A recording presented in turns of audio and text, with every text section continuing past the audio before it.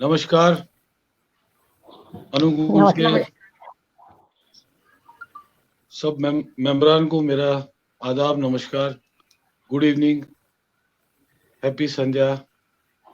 आज अनुगूंज literature festival के 8वें दिन, जैसा आप जानते हैं हम रोज आपके साथ जुड़ते हैं शाम के ठीक 7 बजे। आज भी घड़ी की सुइयां 7 बजा रही हैं, हम आपके साथ जुड़े हैं। उम्मीद करता हूं आवाज और वीडियो आपको आ रहे होंगे साफ साफ। अगर कोई अड़चन होगी तो कृपया कमेंट्स में बता दीजिए। आज हम एक खास प्रोग्राम ला रहे हैं आपके सामने। बहुत इंटरेस्टिंग, बहुत एंटरटेनिंग प्रोग्राम होगा, जैसे पहले भी बता चुके हैं। दास्तान गोई की शुरुआत जो है वो आज के ईरान में, जिसको पहले पर्शिया कहा जाता था, वो लगभग 13वीं सदी में हुई और वहां से चल के ये 19वीं सदी के बीच में हिंदुस्तान पहुंची दास्तान गोई की कला। और उसके बाद चौराहों गलियों से होती हुई है राज दरबारों महलों में दास्तान गोई की कला जो है वो पहुंच गई। और अब फिर आज के सोशल मीडिया के दौर में फिर से ये वापस, गलियों तो नहीं कह सकते, लेकिन हाँ आम इंसान में लोकप्रियता बटोर रही है ये कला। पिछले 10 सालों से हम देख रहे हैं कि दास्तान गोई में काफी बदलाव आए हैं। जैसे हर कला में बदलाव आए हैं, वैसे इस कला में भी बदलाव आए हैं। और जो कदीमी दास्तान गोई थी उससे काफी रंग और रूप बदल गया है इसका। वो तो बिल्कुल लाजमी बात है, हर एक चीज में, हर एक कला में, हर एक सिंफ में रंग बदलता है, शेप बदलती है, उसकी फॉर्मेटिंग बदलती है टाइम के हिसाब से। इसका भी यही हाल हुआ है। तो आज हम दो बहुत ही ज़हीन फनकारों को लेके आए हैं आपके पास, जो आपको अच्छी और बहुत ही मयार की दास्तानें सुनाएंगे और इनके एक्सप्रेशंस, अभिव्यक्तियां और इनकी जो वॉइस मॉड्यूलेशन है उस पे आप गौर कीजिएगा। आपको बहुत मजा आने वाला है इनको सुन के, इनको देख के। और कहानियां भी मुझे पूरा यकीन है आपको बहुत पसंद आएंगी। तो सबसे पहले मैं इनकी आपसे मुलाकात करवाता हूँ। निवेदिता चक्रवर्ती जी हमारे साथ मौजूद हैं। निवेदिता जी, आपको नमस्कार। और हमारी जो आज के 2 मेहमान में से एक मेहमान हमारे साथ जुड़े हुए हैं और दूसरे भी बस जुड़ने वाले हैं। दीप्ति अग्रवाल जी हमारे साथ जुड़ी हैं। दीप्ति जी, आपको बहुत बहुत नमस्कार, बहुत स्वागत है आपका हमारे कार्यक्रम में। जी शुक्रिया। जी जी, स्वागत। दीप्ति जी हमारी अनुगूंज की पहली मेंबरान में से एक हैं। जब जनवरी 2020 में जब शुरू किया था, तो ये मुझे याद है कि वो पहली हमारी गोष्ठी में ये आई थी और तब से ये जुड़ी हुई है हमारे साथ। और आज आपको ये जान के खुशी होगी कि ये पोएट राइटर तो हैं ही हैं, स्टोरी टेलर भी हैं, यूट्यूबर हैं और बहुत ही खूबसूरत कहानियां सुनाती हैं, जिसको हम दास्तान गोई की कैटेगरी में कह सकते हैं। तो आज सबसे पहले कार्यक्रम शुरू करते हुए मैं दीप्ति जी से अनुरोध करूंगा कि आप अपनी एक दास्तान कहानी से शुरू कीजिए। और इतनी देर में मुझे लगता है कि अमिताभ जी भी जुड़ जाएंगे। तो पहले हम शुरू करते हैं आपसे दीप्ति जी। जी शुक्रिया, आपने मेरा बहुत ही अच्छा परिचय दिया है। जी, अच्छा है तो मैं अच्छा ही होगा ना, देना ही अच्छा होगा। हाँ, तो मैं ये बताना चाहूंगी कि मैं वैसे एक ट्रेंड स्टोरी टेलर हूँ और जी आज मैं आप सभी के लिए एक दास्तान गो प्रोग्राम जो है, इसी वजह से एक दास्तान गो एक बहुत ही मशहूर हुआ करते थे, अंकित चड्डा जी। जो कि अब रहे नहीं हैं, लेकिन उनकी दास्तानें बहुत ही सुंदर, बहुत ही अच्छी कहानियाँ उन्होंने अपने छोटे से अंतराल में बहुत ही अच्छी कहानियाँ सुनाई हैं। उन्हीं की कही हुई एक कहानी मैं लेकर आई हूँ, लेकिन उसका अंदाज़ बदल दिया है मैंने। वो अंदाज़ मेरा अपना है और कहानी जी, अंकित चड्ढा जी की है। तो ये जी। अंकित खुद चड्ढा स्वागत। जी की जी, तो अंकित चड्ढा जी की राम कथा मैं आप सबके सामने लेकर आई हूँ। तो इसमें अंदाज मेरा मेरा अपना है, तो प्लीज कुछ भूल चूक हुई हो, जिनको जानते हैं दास्तान गो के बारे में, अंकित चड्ढा जी के बारे में, तो मुझे माफ करिएगा। और मेरी ये छोटी सी कोशिश है नई तरीके से सामने। जी, बहुत स्वागत करता हूँ आपका। 1 मिनट के लिए रोकूँगा आपको बस। जी। सिर्फ मैं स्वागत करूँगा हमारे आज के दूसरे फनकार का, जनाब अमिताभ कुमार जी। बहुत-बहुत स्वागत है आपका इस कार्यक्रम में। आपका भी थैंक यू सो परिचय मच। मैं दूँगा। जी, पहले हम दीप्ति जी से वो दास्तान जो वो कह रही थी, वो सुनेंगे, फिर उसके बाद आपसे सुनेंगे। जी, दीप्ति बिल्कुल, जी। बिल्कुल। जी, तो शुरू करते हैं राम कथा अंकित चड्ढा जी की। जी। एक बार की बात बताती मैं आप लोगों को, ध्यान से सुनना, आप लोगों का बहुत ही मजा आने वाला है, गारंटी दे रही मैं इस बात की। तो अब हुआ यूं, हाजरीन जो यहाँ पर हैं उन सबको ही एक कहानी किस्सा सुनाती मैं। हुआ ये कि एक कोलकुंडा के बाजू से एक जो गली जाती ना, वो गली, अरे देखा होगा आप लोगों ने, वो ऐसे ऐसे बाजू से जाती, वही गली से दूर एक गांव जाता। अब वो गांव में एक औरत रहती सोती। हाँ, एक औरत रहती सोती, और उस औरत के दिल में ना एक राम कथा और एक राम भजना रहते सोते। अब यह औरत है ना, यह हौली थी, ना तो किसी को राम कथा सुनाती, ना ही किसी को राम भजना गाकर सुनाती। बताओ, ऐसा करता कोई? तो किसी को सुनाना नको, किसी को बताना नको, ऐसा अच्छा लगता कोई? खैर, के दिला में राम कथा राम भजना दोनों घुट घुट के घुट घुट के घुट घुट घुट घुट घुट घुट घुट के चीते। ओहो, अब क्या करते वो दोनों भाई, घुट के ही चीना पड़ता ना। अब अकेले रह रहे, किसी को सुना नहीं रहे, तो फिर घुट के ही रहते ना।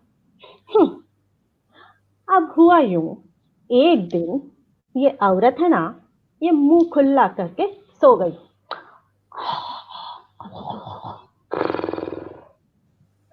उसका मुंह खुला जैसे ही देखा ना, राम कथा राम बजना दोनों चुपके चुपके धीरे धीरे हल्लू हल्लू भागू आ गए। और आते ही ना एक कुर्ता बनकू लटक गया और एक छड़ी बनकू दरवाजे पे खड़ा हो गया। हाँ, सच्ची कह रही मैं, ऐसे ही हुआ। अब ये ऐसे ही तो दोनों बाहर निकल कर खड़े हो गए। ये औरत तो यहाँ पर सो रही, जो इसका मर्द था ना, वो ना गली कूचा बाजारा घूमता घामता घर को आता। आते ही उसका ना माथा चकराता रे, सही कह रही, माथा चकराता, एकदम गर्म हो जाता उसका माथा। अयो, ये कुर्ता किसको है, ये छड़ी किसको है? गुस्से में जाकर अपनी बीवी को जगाता, बेगम, ये कुर्ता कहाँ को आया, ये छड़ी कहाँ को आई? बीवी ने उसे कुछ न को बताया। अब आप लोग तो जानते ही छे ना, ये मर्द लोग कितने बददिमागा होते। तो ये मर्द कोई अलग था क्या, ये भी बददिमागा ही था। जब उसकी बीवी ने उसको कुछ न को बताया, तो दोनों में साहब इतनी भैंसा भैंसी हुई, इतनी भैंसा भैंसी हुई कि भाई, कि ये जो गुस्से में आकर इसके मर्द ने कंबल उठाया और घर को बाहरिच निकल गया। हाँ, सच्ची कह रही, घर के बाहरिच निकल गया। ऐसे करते कोई कि घर के बाहरिच निकल जाते, कुछ सुनना नको, कुछ कहना नको, ऐसे ही करना। तो अब क्या करते, ये तो बाहर चला गया। अब जो इसकी औरत थी ना, वो सोचती बैठी, सही कह रहे, ये कुर्ता कहाँ को आया, ये छड़ी कहाँ को आई, ये कुर्ता कहाँ को आया, ये छड़ी कहाँ को आई? जब उसकी कुछ समझ में न को आया ना, तब उसने अपना दिया बुझाया। एक सीक्रेट बात बताती आप लोगों को, किसी को न को बताना। गांव का एक दस्तूर रहता, किसी को बताना नहीं। मैं बता रही तुम लोगों को, वही ओनली ऑन यू ओनली, और किसी को न को बताना। जो इस गांव का ना एक दस्तूर रहता, जब भी किसी के भी घर की दिया बुझा दिया जाता तो जो उसकी लवर रहती ना, अरे चलो, वो चली जाती थी पास के हनुमान मंदिरा में। काई को जाती? अब आप लोग पूछेंगे, मैं बता देती। काई को जाएगी भाई? गपशप करने को जाएगी ना। यार इन लोगों का काम ही क्या है, जहां दो चार लोग मिला ना वहीं गपशप टटर टटर टटर गपशप गपशप गपशप गपशप गपशप ही करना इनको। तो ये लोग भी गपशप ही करते। आज जब इस गांव के सारे घरों के सारी लवें वो तो पहुंच गई थी हनुमान मंदिरा में गपशप करने को, और जो इस घर की लवा को हो गई देर पहुंचने में, तो भाई उसके पहुंचते ही सारी की सारी उस पर चढ़ बैठी। तू कहाँ तो भी रह गई थी रे? हैं? हमको जल्दी बता। अरे मैं कहा तो भी बताऊं रे, मेरे साथ क्या क्या हुआ रे? क्या हुआ रे? जल्दी बता, हमको तो है बतौरी।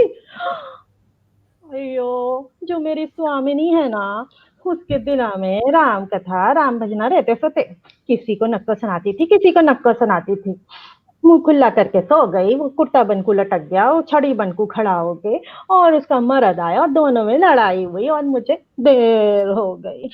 अयो अयो, ऐसा क्या? हाँ रे, अब क्या क्या बोलती भाई, कैसा काम हो गया मेरे घर में तो। अरे चल छोड़ यार, जो भी हुआ सो हुआ। चल आजा, अपन लोग तो गपशप करते। अब देखो, इत्तेफाक की बात देखो यारो। ऐसा इत्तेफाक इत्तेफाक यानी कोइंसिडेंस, ये भी ना एक बड़ी ही बढ़िया चीज है। अब जो इस औरत का जो मर्द था ना, जो गुस्सा होके कंबल उठा के घर को बाहर चला गया था, वो इसी हनुमान मंदिरा के चबूतरे में सो रहा। उसने जैसे ही जिन लोगों की बातें सुनी, उसको सारा माजरा समझ में आ गया। बस चट से खड़ा हुआ, कुंडी ताला तोड़ के भागा, कंबल हाथ में लेके भागा, भागा रे भागा रे भागा रे भागा, और सीधा पहुंचा अपने घर।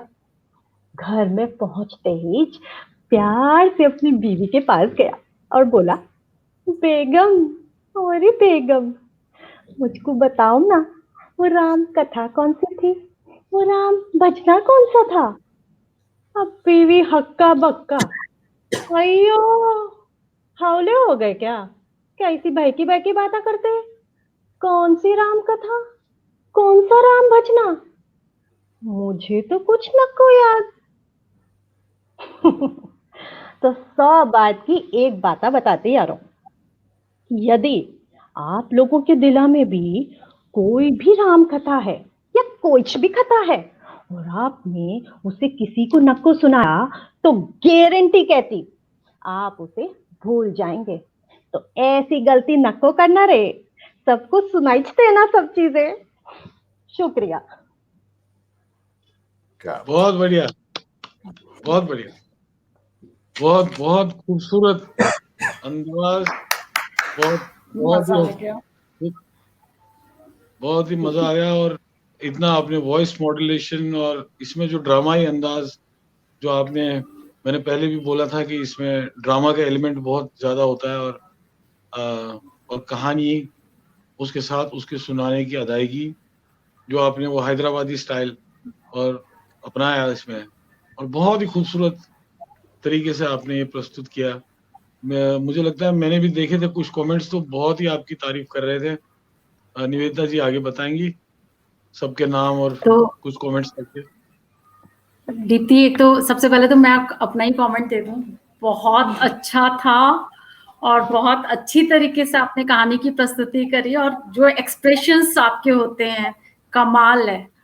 तो आशिमा पाहुजा जी बहुत तारीफ कर रही हैं, गणपत राम गर्ग जी जुड़े हुए हैं, बहुत तारीफ कर रहे हैं। मधु खरे जी यूएसए से सुन रही हैं आपको, बहुत तारीफ कर रही है। निवेदिता श्रीवास्तव जी, ऋचा प्रियदर्शिनी जी, आशिमा पाहुजा जी एंड मोनिका चावला कपूर जी, पूनम शर्मा जी, अरविंद शारदा जी, ये सब आपको बहुत तारीफ कर रहे हैं, अनुराधा जी, और काफी लोग बार बार कर रहे हैं, तो उनका नाम पायल अग्रवाल जी, तो इन लोगों ने सबने आपकी आदर्शिनी श्रीवास्तव जी बहुत अच्छी कवित्री हैं, बहुत फेमस, वो भी बहुत तारीफ कर रही हैं, और या राजेंद्र शर्मा जी जुड़े हुए हैं हमारे साथ, वो भी बहुत प्रशंसा कर रहे हैं आपकी, और आदर्शिनी श्रीवास्तव जी लिख रही हैं प्रस्तुति का अद्भुत अंदाज, सब लोगों ने बहुत तारीफ करी है आपकी। सबका बहुत बहुत शुक्रिया।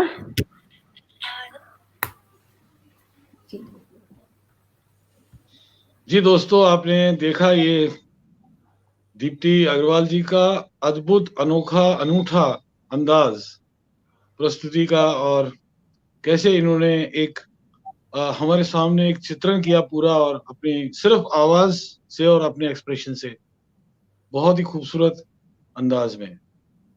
अब आगे बढ़ते हुए मैं आपका रूबरू कराता हूं हमारे दूसरे फनकार से, बहुत ही ज़हीन आवाज के धनी, अमिताभ बच्चन नहीं लेकिन बच्चन ही है, अमिताभ कुमार साहब जो हमारे साथ मौजूद हैं। ये एक प्रोफेशनल सिंगर, एक प्रोफेशनल पॉडकास्टर, यूट्यूबर, और तकनीकी महारत इनको इतनी है कि कभी कभी जब हम फंस जाते हैं किसी काम में तो इनके पास जरूर जाते हैं, इनके दरबार में, कि ये समस्या हल कर दीजिए।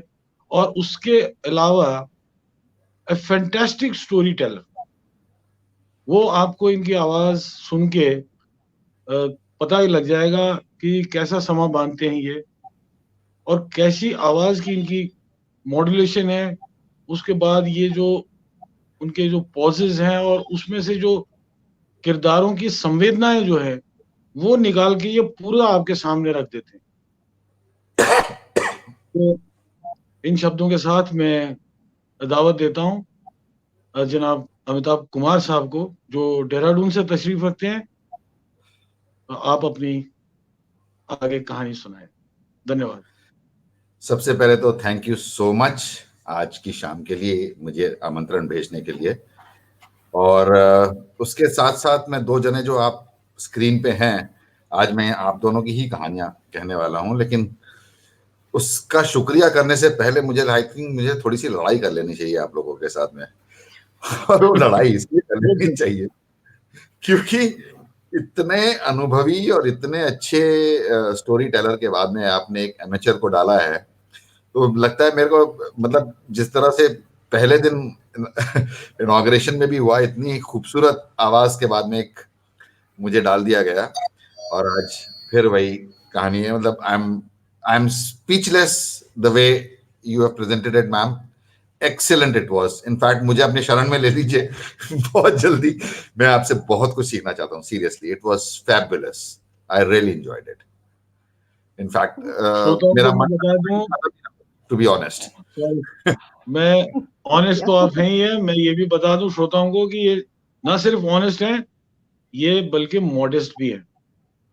इसमें कोई शक नहीं है। दीप्ति जी की कहानी बहुत सुंदर थी और उसकी हमने सबने तारीफ की, श्रोताओं ने भी तारीफ की, लेकिन अमिताभ जी की कहानी जब हम सुनेंगे, मुझे पूरा यकीन है, पूरा विश्वास है कि आप लोग इक्वली उससे मुतासर होंगे, उससे इम्पैक्ट होगा आपको।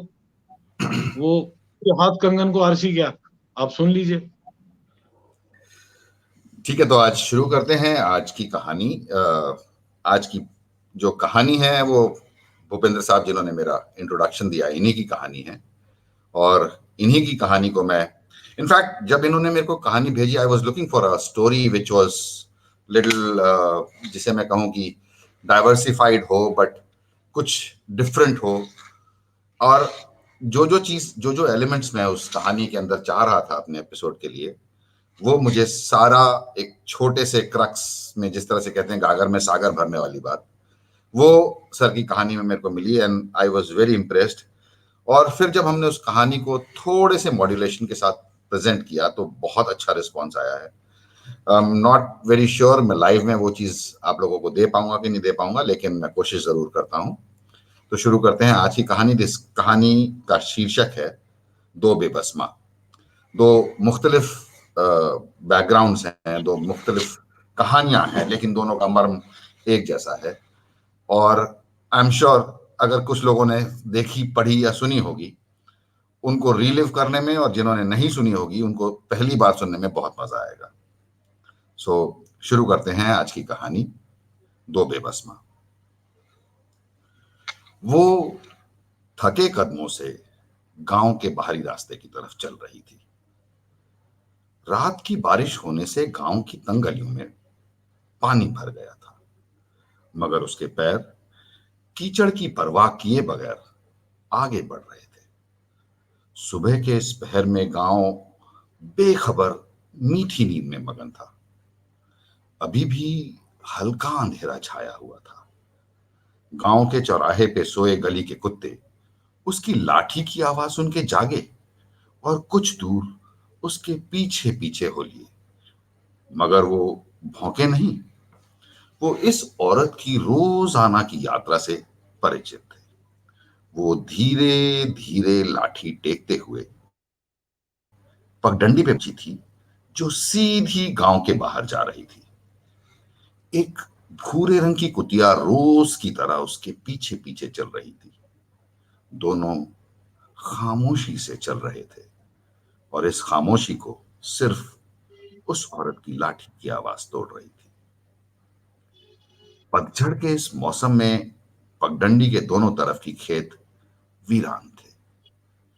कुछ ही दिनों में जाड़ों का आगमन होना था और खेत की बुआई आने वाले साल बहारों में होनी थी। उनकी नजर दूर के एक छोटे से वीरान जमीन के टुकड़े पे गई, जिसमें लंबी पीली घास उगाई थी, पतझड़ के रंग वाली घास। ये उसका खेत था, जिसके साथ उसके जीवन की यादें जुड़ी थी। मगर वो रुकी नहीं। उसे अपने मंजिल पे पहुंचने की जल्दी थी। गांव के बाहर एक बूढ़ा चिनार का पेड़ था, जिसके तने के इर्द गिर्द लकड़ी का एक चबूतरा बना हुआ था। वो वहां बैठ गई और लाठी को अपनी गोद में मजबूती से दोनों हाथों में जकड़ लिया। अब यही एकमात्र सहारा था उसका। वो आज भी अपने जवान बेटे के लौटने का की आस लगाए उसी जगह इंतजार में बैठी थी, जिस जगह से वो उससे बिछड़ गया था और अब तक वापस नहीं आया था। वो उससे गले हुए मिलते हुए बोला था कि जल्दी लौट कर आएगा। सामने सीधे रास्ते को वो दूर तक टकटकी लगाई देखती रही। इसी रास्ते के मोड़ पे उसका बेटा सदा के लिए उसकी आंखों से ओझल हो गया था। लोग कहते थे कि वो आजादी का सिपाही था और कौम के लिए शहीद हो गया था, मगर वो जानती थी कि उसका बेटा कभी उससे झूठ नहीं बोला था और उसने वापस आने का वादा किया था। ये बूढ़ा चिनार साक्षी था। वो जरूर आएगा, एक दिन जरूर लौटेगा। भूरी कुतिया ने अपनी पूंछ से जमीन का एक हिस्सा साफ किया और दूर गांव की मस्जिद से फजर की अजान सुनाई दी। उस औरत ने ओढ़ा हुआ पुराना शॉल उस साफ जमीन पर बिछाया और सजदे में बैठकर नमाज पढ़ने लगी। ठीक उसी समय इन वादियों से बहुत दूर, जलते हुए रेगिस्तान के बीच एक छोटे से गांव के बाहर एक सूखे बूढ़े पेड़ के नीचे दूसरी औरत टकटकी लगाए उस रास्ते को देख रही थी, जहां से उसका जवान इकलौता बेटा आखिरी बार उसकी आंखों से ओझल हो गया था। फौजी की वर्दी में कितना सजीला और बांका लग रहा था। उसने भी गले मिलते हुए उस औरत के आंसू पोंछते हुए वापस आने का वादा किया था, मगर वो अब तक लौटा नहीं था। दूर गांव के मंदिर से घंटियों की आवाज आने लगी और वो औरत चढ़ते हुए सूरज को प्रणाम करते हुए प्रार्थना करने लगी। ये थी दो बेबस और लाचार मां की कहानी। धन्यवाद। बहुत सुंदर, बहुत अच्छी तरीके से प्रस्तुति करी। और भूपेंद्र जी, आपकी कहानी का तो जवाब ही नहीं है। बहुत सुंदर कहानी, बहुत सुंदर कहानी, बहुत सुंदर कहानी, बहुत ही मार्मिक और बहुत ही विविड आपका थी। आपका म्यूट है भूपेंद्र जी, अनम्यूट करें। जी बहुत बहुत धन्यवाद। लेकिन मैंने पहले भी कहा था, जब इन्होंने पहले अमिताभ जी ने पढ़ी थी यह कहानी,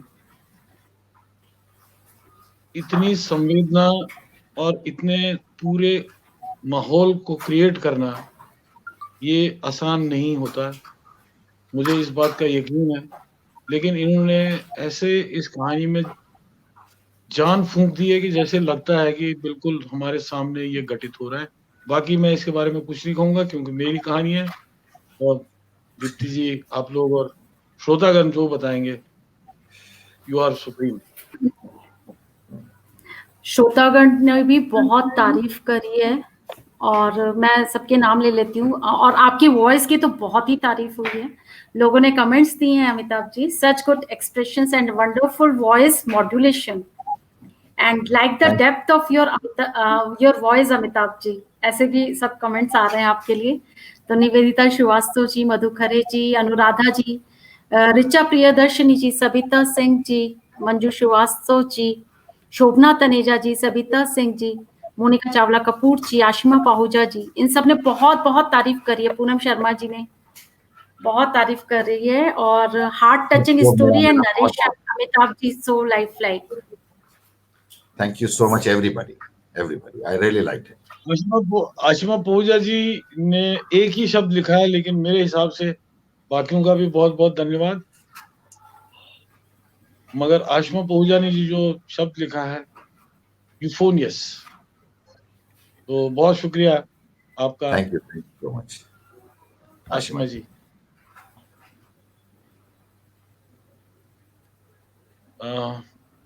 दीप्ति जी, आपके पास फिर वापस आएंगे और पहले तो आपका रिएक्शन लेंगे इस कहानी पे, जो नहीं, कहानी पे नहीं कहना चाहिए मुझे, अमिताभ जी की इस कहानी की नरेशन पे। जी, नरेशन तो सच में बहुत ही रोंगटे खड़े कर देने वाला था। बिल्कुल सच में, जैसे कहते हैं ना, गूज़बम्प्स हो जाते हैं जब सुनकर। पूरा जीवंत पूरा दृश्य सामने होता है, वो आपकी आवाज में बिल्कुल दिखाई दिया और उस कहानी में भी दिखाई दिया। अमेजिंग, बहुत ही अच्छी। मतलब ऐसा लग रहा था कि बिल्कुल सामने हम बैठकर वो पेड़ और वो बूढ़ी माई और उस कुत्ते को, सबको सामने देख रहे हैं। और शायद वो पहाड़ी पर दूर वहां पर से वो बच्चे शायद वापस आ रहा हो, वहां पर हमारी नजरें भी टिक रही हैं जाकर। मतलब बहुत ही सुंदर प्रस्तुति करी आपने, बहुत मजा आया। Thank you so much. जी, मैं वीना कुमार जी का भी कमेंट देख रहा हूँ, मंजू श्रीवास्तव जी का भी कमेंट है। अभिव्यक्ति की बहुत तारीफ कर रही हैं वीना कुमार जी। और मंजू श्रीवास्तव जी आपकी कहानी की तारीफ कर रही हैं। बहुत बहुत धन्यवाद। भूपेंद्र जी, आपके पास बनाना चाहिए आपको जी, इसका सीक्वल भी बनाना चाहिए आपको। अब वहां तक नहीं कहानी छोड़ देनी चाहिए। कोशिश करेंगे जी, आने वाले समय में करेंगे कोशिश। दीप्ति जी को फिर से मैं इनवाइट करता हूं। अपना वही रंग, अपना वही जादू, अपना वही हुनर जो पहले इन्होंने हमको दिखाया था। खैर, हमने तो पहले भी देखा है इनका, यूट्यूब में बहुत इनकी छाई रहती हैं ये, लेकिन आज श्रोताओं को मौका मिला तो हम ये मौका छोड़ने वाले नहीं है। फिर से एक कहानी आपसे सुनेंगे दीप्ति जी। मोस्ट वेलकम, स्वागत है आपका। जी, शुक्रिया। मैं पहले थोड़ा सा दास्तान गोई के बारे में एक बहुत ही मजेदार किस्सा बताना चाहूंगी अपनी कहानी सुनाने से पहले। कि कहा जाता है, एज पर लेजेंड, एक बहुत ही प्यारी सी बात है कि ये शुरुआत हुई थी अमीर खुसरो के जो उनके गुरु थे निजामुद्दीन औलिया। वो कहा जाता है कि एक बार वो बीमार पड़ गए थे, तो बीमार पड़ गए थे, बहुत ही दुखी रहते थे, तो उनको खुश करने के लिए अमीर खुसरो जी ने ये पूरी श्रृंखला एक दास्ताने चहर करके निकाली थी और वो उन्होंने सुनाई थी। और कहा जाता है वो पूरी सीरीज सुनने के बाद वो बिल्कुल स्वस्थ हो गए थे। तो ये कहानियां फिर और आगे सुनाई जाने लगी, ये कहकर कि ये दास्तानें जब भी सुनाई जाएंगी तो जो भी सुनेगा वो स्वस्थ हो जाएगा। तो यही एक की बिल्कुल बहुत ही बिल्कुल।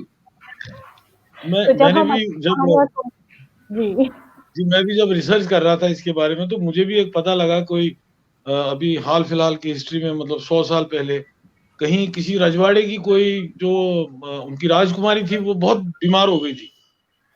तो बहुत दवा किया, बहुत हकीम हिकमत वगैरह सब कर लिया उन्होंने, राजे थे उनके पिता जो थे राजा थे उसके रजवाड़े के, और अंत में थक हार के उन्होंने किसी दास्तान को बुलाया और वो दास्तान को आके रोज उस राजकुमारी को कहानी सुनाते थे और वो धीरे धीरे वो कहानी से वो ठीक हो गई। इसका कितना साइकोलॉजिकल और मानसिक और इमोशनल इम्पैक्ट होता है, तो ये तो हम देख ही रहे हैं।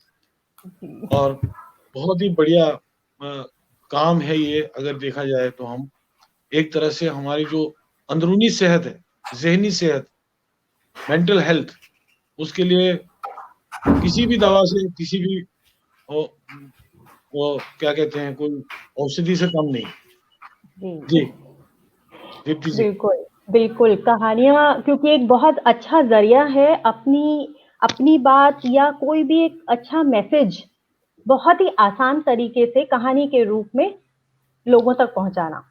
तो यही काम जो एक बहुत मशहूर लेखक रहे हैं हमारे सद्दत हसन मंटो, ये उन्होंने बहुत बहुत ही खूबसूरती से ये सब काम करे हैं। और उनके कहानियों पर कई केसेस भी हुए हैं। कुछ लोगों को पसंद नहीं आती थी, किसी को अश्लील लगती थी, किसी को कुछ लगता था कि बहुत ही स्ट्रेट फॉरवर्ड हैं, बहुत टच करती हैं। तो उनका कहना था, उन्होंने एक बहुत ही प्यारी सी लाइन कोर्ट में कही थी जज के सामने कि a writer picks up his pen only when his sensibilities hurt।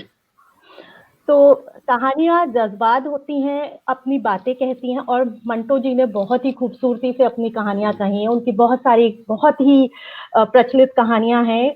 उनमें से ही एक छोटी सी कहानी मैं आपके सामने आज लेकर आ रही हूँ। तो बहुत खूब, बहुत शायद तो आपको उनकी पता नहीं होगा, हमने भी अभी सादत हसन मंटो पे भी एक कार्यक्रम किया था, एक गोष्ठी जी की थी हाँ, अभी वो उस दिन 3 बिल्कुल दिन पहले। मैं उस दिन देख नहीं पाई थी, मेरा बहुत मन था, लेकिन काफी व्यस्त होने की वजह से मैं उस दिन देख नहीं पाई थी। मैं शायद आपकी रिकॉर्डिंग्स रहती हैं, मैं वो जरूर देखूंगी। जी उनके बारे में जितना पढ़ा जाए, जितना सुना जाए, वो कम ही है। तो जी रिकॉर्डिंग्स की बिल्कुल। बात हुई है तो मैं एक इन्फॉर्मेशन देना चाहती हूँ, मैं भूल जाऊंगी। तो जितने भी लोग जुड़े हुए हैं मैं उनको बताना चाहती हूँ, अनुगुंज यूट्यूब भी अनुगुंज का शुरू हो गया है और ये सारे वीडियोस मैं एक एक करके वहां पर हम लोग डाल रहे हैं। जिनका भी वीडियो देखना रह गया है वो जरूर जाके वहां वीडियो देखें। अनुगुंज के यूट्यूब चैनल को सब्सक्राइब करें, लाइक करें, कमेंट करें और शेयर करें। जी भूपेन जी, मैं अपना काम बीच बीच में कर देती हूँ। जी बहुत जरूरी है, बहुत जरूरी है, बहुत जरूरी। जी दीप्ति जी। जी दीदी जी, तो आज सद्दत हसन मंटो की मैं कहानी तोड़ दो लेकर आई हूँ। कंफ्यूज मत होइएगा, खोल दो इनकी एक बोल और दो जी कहानी जी। है जो कि बहुत ज्यादा फेमस है, जिसके बारे में सब लोग बहुत जानते हैं। ये कुछ 5 कहानियां थी जो जिनके बारे में सब जानते, लेकिन ये जो कहानी है वो किसी एक कहानी का छोटा सा हिस्सा है और छोटी सी कहानी है, तोड़ दो। तो ये मैं आज सुनाती हूँ। 20, 30, 40, 50 लठैतों का गिरोह लूट मार के लिए एक मकान की ओर बढ़ रहा था। अचानक उस भीड़ को चीरकर एक दुबला पतला सा आदमी बाहर निकला और पलटकर उसने बलवाइयों को लीडराना अंदाज में कहा, देखो भाइयों, इस मकान में बेशुमार दौलत और कीमती सामान है। आओ बेअंदाज दौलत और कीमती सामान को हम आपस में बांट लें। ये सुनते ही हवा में कई लाठियां लहराईं और कई मुक्के बिछ गए और बुलंद नारों की एक फव्वारा सा छूट गया। देखते ही देखते सारे मकान की तरफ, मुख्य द्वार की तरफ जाने लगे। मुख्य द्वार के पास पहुंचकर एक आदमी चिल्लाया, अरे दरवाजे पे तो ताला लगा हुआ है। दूसरे ने बुलंद आवाज में कहा, तो देखते क्या हो, तोड़ दो तोड़ दो तोड़ दो तोड़ दो। दुबले पतले आदमी ने सामने आकर कहा, देखो भाइयों, इस ताले को तोड़ो मत, मैं इसे चाबी से खोल देता हूं। और उसने अपनी जेब से एक चाबियों का गुच्छा निकाला और उसमें से एक चाबी चुनकर निकालकर ताले में लगाई और ताला खोल दिया। शीशम का भारी दरवाजा एक लंबी चीख के साथ खुला और हजूम दीवानावार घर के अंदर प्रवेश कर गया। देखते ही देखते वहां पर लूटपाट शुरू हो गई और धांधली सी मच गई। दुबला पतला आदमी बीच बीच में सबको हिदायतें देता रहा कि देखो भाइयों, इस तरह से हासिद मत बनो। इस तरह से लूटपाट अगर करोगे तो सारा सामान बर्बाद हो जाएगा। और तभी 3-4 उपद्रवियों ने एक रेशम के थान को लेकर आपस में झगड़ते हुए कमरे में प्रवेश किया। दुबला पतला आदमी उन्हें समझाता है, अरे भाइयों, इस तरह से तो इस रेशमी कपड़े की चिंदी चिंदी हो जाएगी। जरा आराम से देखो, घर में कहीं गज मौजूद होगा, उसे ले आओ और आपस में बराबर बराबर बांट लो। तभी कमरे में एक गद्दीदार, एक भयंकर खौफनाक कुत्ता प्रवेश करता है और आते ही 3-4 उपद्रवियों पर झंझोड़ देता है। दुबला पतला आदमी उसे देखते ही चिल्लाता है, टाइगर टाइगर टाइगर। और साहब, टाइगर तुम हिलाता हुआ नजरें नीची कर उसके सामने आकर बैठ जाता है। उसे देखते ही सारे उपद्रवी भाग खड़े होते हैं, सिवाय एक के, जिसका गिरेबान नुचा हुआ टाइगर के जबड़ों में फंसा था। वो दुबला पतले आदमी की तरफ देखकर कहता है, अरे भाई, कौन हो तुम? दुबला पतला आदमी एक सहज दुखद मुस्कान लिए कहता है,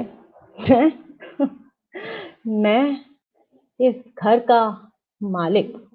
अरे अरे भाई, क्या करते हो? तुम्हारे हाथ से मेरे कांच का बर्तमान टूटकर गिर जाएगा। शुक्रिया।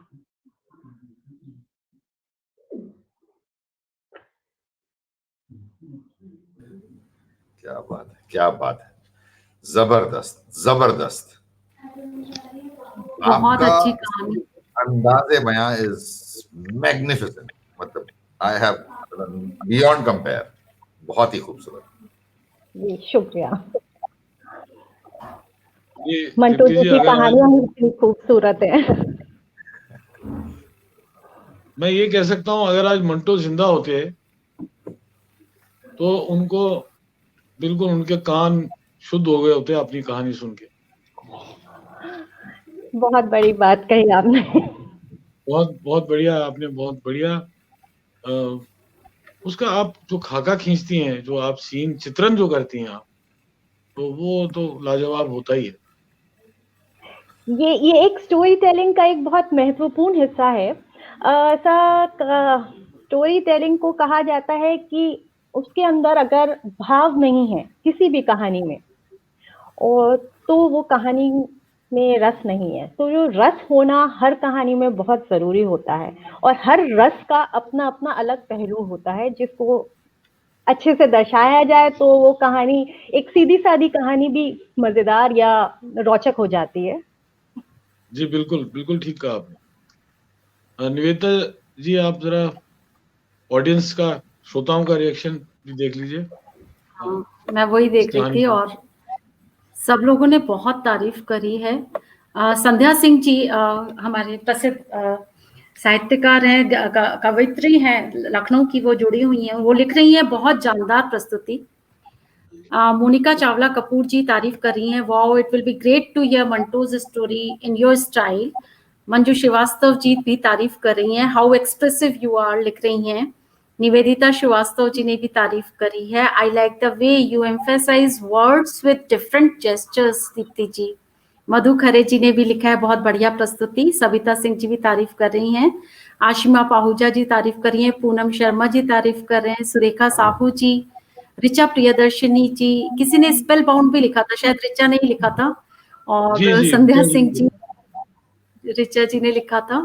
तो बहुत लोगों ने तारीफ करी है और बहुत बढ़िया स्टाइल। मधु खरे जी भी बोल रही हैं, बहुत बहुत प्रशंसाएं मिली हैं आपको। जी, तो डॉक्टर सभी का विजेंद्र पाल बहुत बहुत शर्मा जी, डॉक्टर विजेंद्र पाल शर्मा जी हैं, सहारनपुर के वरिष्ठ कवि हैं, प्रसिद्ध कवि। माया लिखते हैं, वो लिख रहे हैं आपका प्रस्तुतिकरण लाजवाब। जी जी भूपेंद्र बहुत जी। बहुत शुक्रिया। जी, कुछ लोगों ने, निवेदिता जी आपके लिए भी कोई कमेंट किया, आशिमा पहुजा जी ने कुछ आपके लिए कमेंट किया है, तो लोग हमारा भी ख्याल रख रहे हैं, इसके लिए बहुत बहुत धन्यवाद हाँ। आपका आशिमा जी। जी, अच्छा, इसी क्रम को आगे रखते हुए और बिल्कुल टूटने नहीं देंगे, अमिताभ जी को फिर से मैं बुलाना चाहूंगा। कहानी तो वो सुनाएंगे ही, लेकिन साथ में जो अभी कहा गया कि भाव और अभिव्यक्ति, तो मुझे लगता है कि जो दीप्ति जी का तो खैर वो तो लाजवाब तो है ही है, लेकिन अमिताभ जी की जो आप उनकी जो गहराई है, उनका जो टोन है, टोनल क्वालिटीज, और जो एक एक शब्द में वो डालते हैं, वो श्रोता अगर सुन लें और उनको ध्यान से मतलब देख लें, सुन लें, तो आपको पता लगेगा कि शब्द किस ऊंचाई पे पहुंच जाता है। देखिए, कहानी क्या होता है, कहानी एक शब्द होती है, लिखा हो, पर्चे पे लिखा होगा कहीं, या कहीं सामने स्क्रीन पे होगा, है तो लफ्ज ही, लेकिन उस लफ्ज को वो ऊंचाई देना आसमान की, वो ऐसे कलाकारों का काम है। दीप्ति जी, आपका बहुत शुक्रिया। अमिताभ जी, आपको मैं बुलाना चाहूंगा, अपने आगे की कहानी आप सुनाइए। ये कहानी मेरी एक मित्र की है, उनका नाम पुतुल है, और कहानी के साथ मैं भी काफी कुछ रिलेट कर सकता हूं, बिकॉज हम लोग एक ही परिप्रेक्ष्य की आई वुड से बैकग्राउंड से आते हैं। मैं लेखक नहीं हूं, लेकिन जैसे दीप्ति मैम ने बोला कि she is a trained storyteller, मैं ट्रेन स्टोरी टेलर नहीं हूं, Deepti ji and rest of the listeners. मेरे भाव, आई वुड से कि मुझे लगता है कि मैं जिस तरह से जीता हूं उसी तरीके से बोलने की कोशिश करता हूं। I do not I would not से कि आर्टिफिशियल है या वो है, this is nothing against anyone, but ये बड़ा जिसे मैं कहता हूं, जिसका जैसे कई सारे और भी फनों में ये चीज हो सकती है, जैसे लिखने में भी हो सकती है, सिंगिंग में भी हो सकती है। एक जो रॉ टैलेंट होता है, या एक तो वो रॉनेस है। मुझे आपके साथ आपके सानिध्य में रह के थोड़ा सा उस रॉ टैलेंट को पॉलिश करना है, सीखना है, संवारना है उस चीज को।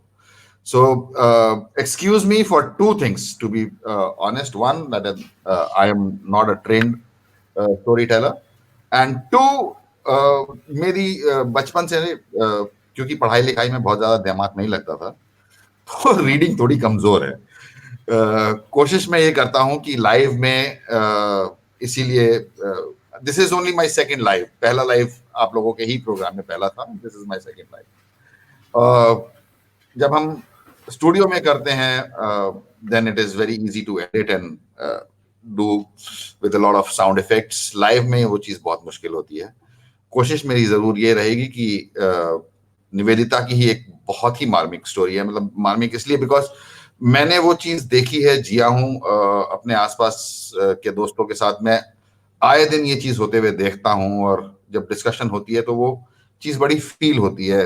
इसका थोड़ा सा बैकग्राउंड ये बता देता हूँ कि we have come in from a township. It is BHEL undertaking की टाउनशिप है।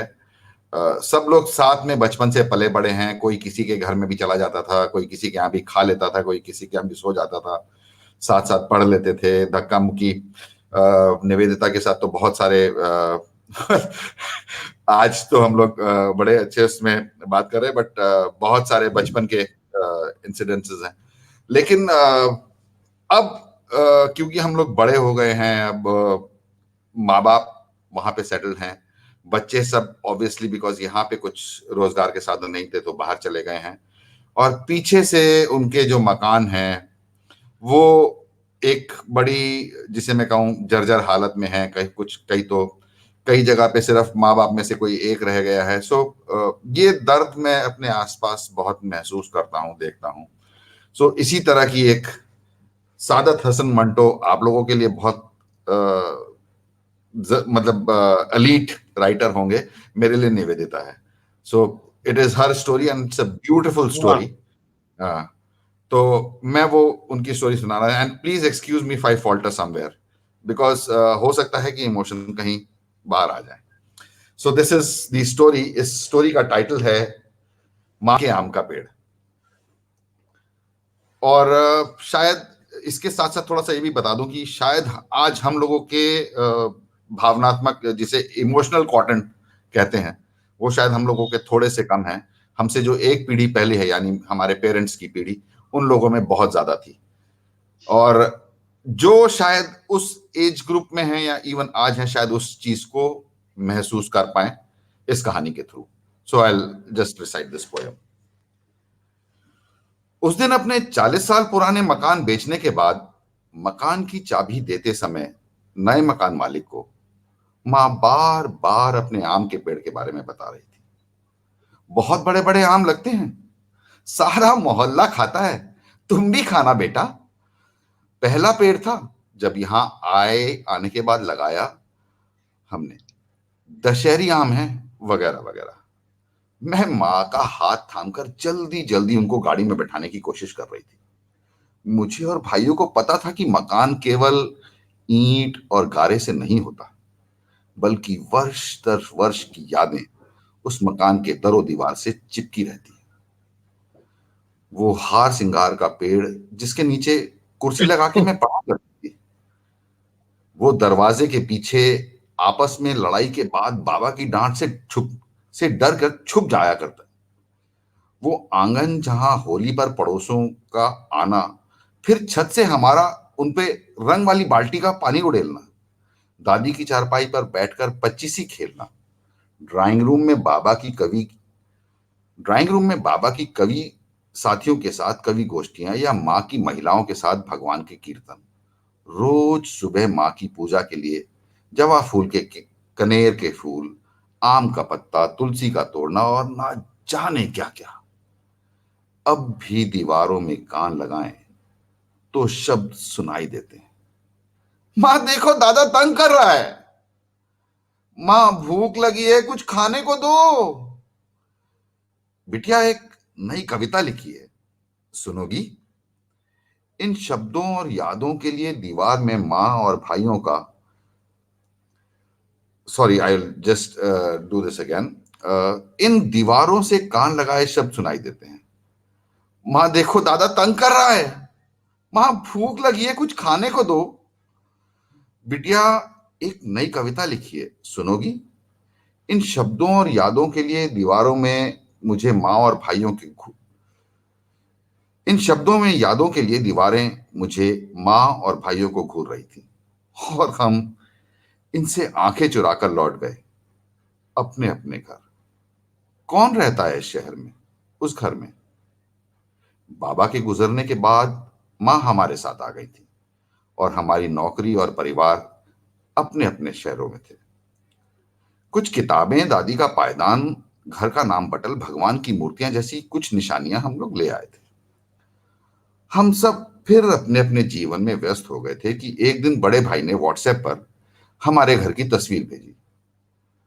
पूरा घर तोड़ दिया था, सारे पेड़ काट दिए थे। हमने वो तस्वीरें मां को नहीं दिखाई। आंखों में हम तीनों भाइयों भीग गई थी, अपने अपने शहरों में, अपने अपने घरों में। और कुछ पीड़ाओं को चुपचाप पी लेना ही जीवन की गति है। कुछ दिन बीते कि एक पड़ोसी ने मां के व्हाट्सएप पर मकान की नई तस्वीर भेजी। हमारे एक मंजिल के मकान को तोड़कर 4 मंजिला भवन तैयार कर दिया था। मैं मां के चेहरे पे आते जाते भाव पढ़ रही थी। तभी मां फोन पास लेकर आई और बोली, बेटा, ये हमारा पेड़ नहीं दिख रहा है। मैंने कहा, मां, इतने बड़े 4 मंजिल के मकान के पीछे कैसे दिखेगा? वही है जहां था। और ये झूठ बोलकर मैं सीधे बाथरूम में जाकर दरवाजा बंद कर दिया। मातम जो मनाना था, अकेले में मुझे बचपन के घर का, वहां के जवा फूल के पेड़ का, हार सिंगार के पेड़ का, कनेर के फूल के पेड़ का और आम के पेड़ का। धन्यवाद। सॉरी, आई फॉल्टर्ड। बहुत ही खूबसूरत अमिताभ जी, आपने, जैसे पहले भी मैंने कहा, आपने इतनी जान डाल दी इसमें।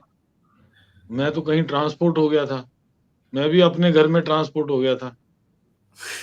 और कहानी का क्या कहें निवेदिता जी, कहानी तो बहुत ही मर्म स्पर्शी कहानी है।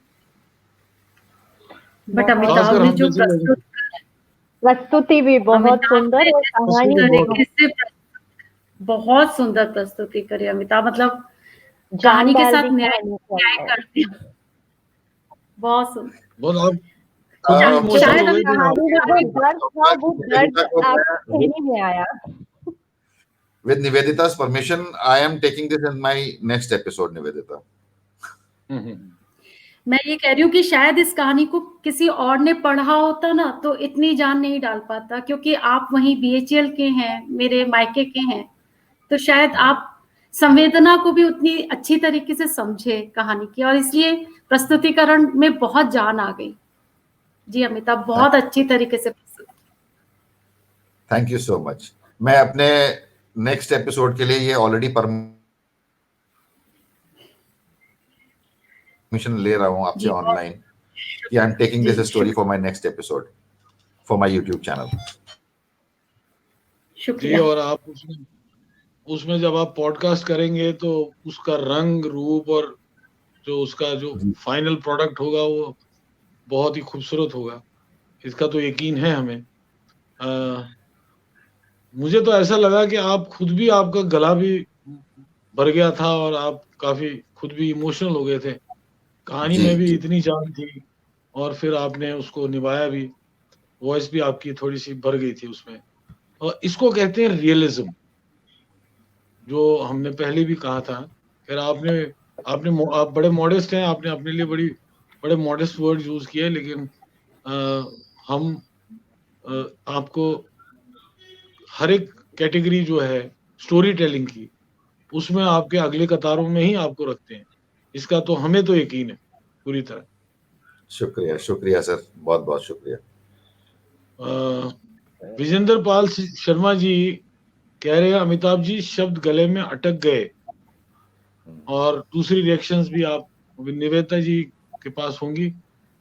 मेरे सामने जो था मैंने पढ़ लिया।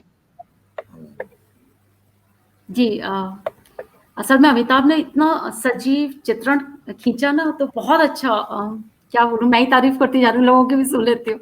ओके, अच्छा, मोनिका चावला कपूर जी ने बहुत तारीफ करी, निवेदिता श्रीवास्तव जी ने, अर्चना शरण जी ने, अरविंद शारदा जी ने तारीफ करी है, पूनम शर्मा जी तारीफ कर रही हैं, सीमा गुप्ता जी, शोभना तनेजा जी, डॉक्टर विजेंद्र पाल शर्मा जी का आप कमेंट पढ़ चुके हैं, सविता सिंह जी, मोनिका चावला कपूर जी, बहुत बहुत धन्यवाद आप सभी का।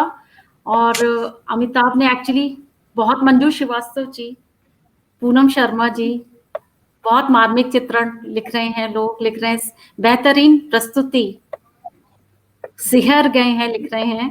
मधु करे जी का कमेंट है, आम का पेड़ शीर्षक ने मुझे भी अपनी बस्ती का घर याद दिला दिया, जहां हम भी आम लीची तोड़कर खाते थे अपने बाग से। जी सचमुच। मंजू श्रीवास्तव जी, अर्चना शरण जी, निवेदिता श्रीवास्तव जी बहुत बहुत तारीफ कर रहे हैं सब लोग। लीना झा जी, गंभीर गहरी आवाज और मार्मिक अभिव्यक्ति। और मेरे पास व्हाट्सएप पे मेरे फ्रेंड्स, शायद मेरे फ्रेंड्स भी कुछ सुन रहे हैं आपको, उन्होंने यहाँ नहीं कमेंट करके, उन्होंने व्हाट्सएप पे भी कमेंट कर रहे हैं कि अमिताभ की आवाज बहुत अच्छी है और प्रस्तुतिकरण बहुत सुंदर है। बेशक। एक छोटी सी रिक्वेस्ट जरूर करूंगा यहाँ पे निवेदिता, बिकॉज एंड कांग्रेचुलेट भी करूंगा कि Anukunj is also on now. I would request to follow Deepti ji for her YouTube and channel. और आप चाहें तो मेरे पॉडकास्ट का लिंक भी लोगों को डाल सकती हैं, वैसे तो मैं भी YouTube पे हूँ, but my main product is podcast because I am not a screen person. तो मेरा पॉडकास्ट का अगर लिंक आप उसके अंदर डालेंगे तो I think lot of people can reach to it and listen to the other stories also. जी बिल्कुल.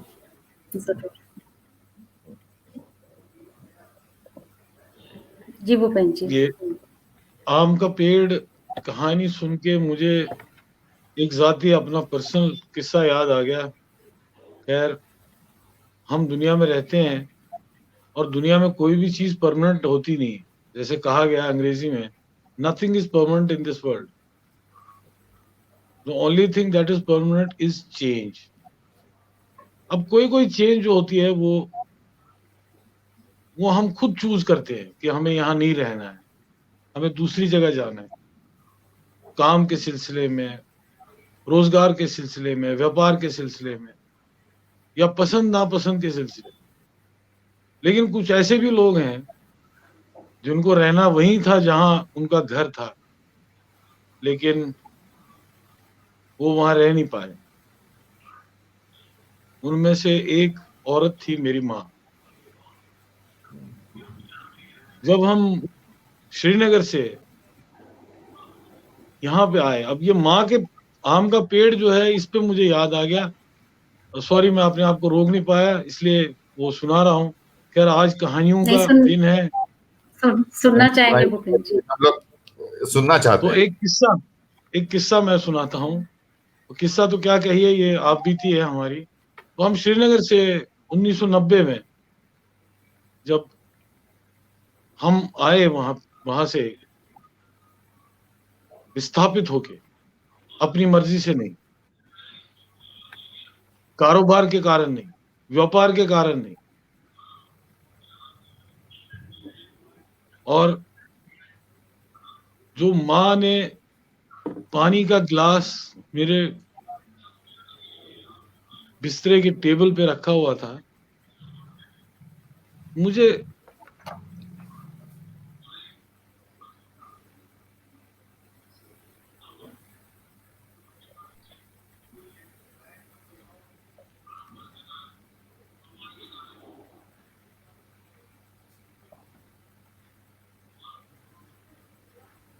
काफी सालों के बाद मैंने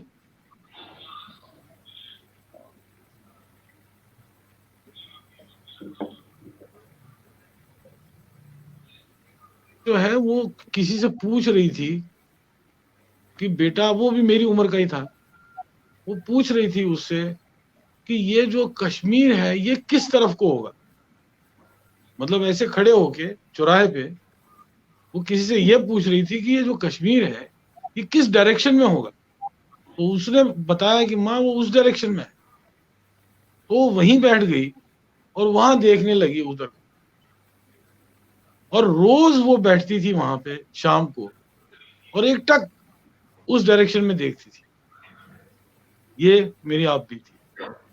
और फिर वो कुछ महीनों में ही गुजर गई.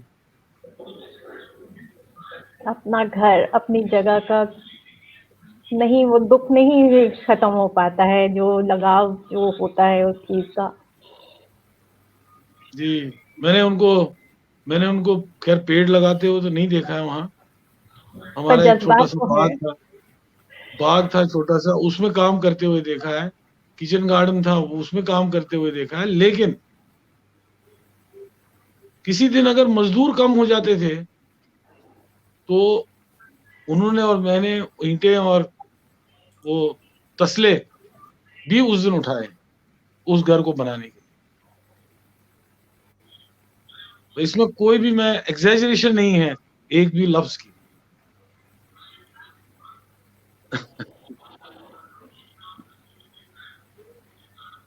आगे बढ़ते हैं। कहानियों में से किस्से निकल आते हैं, किस्सों में से जिंदगी निकल आती है।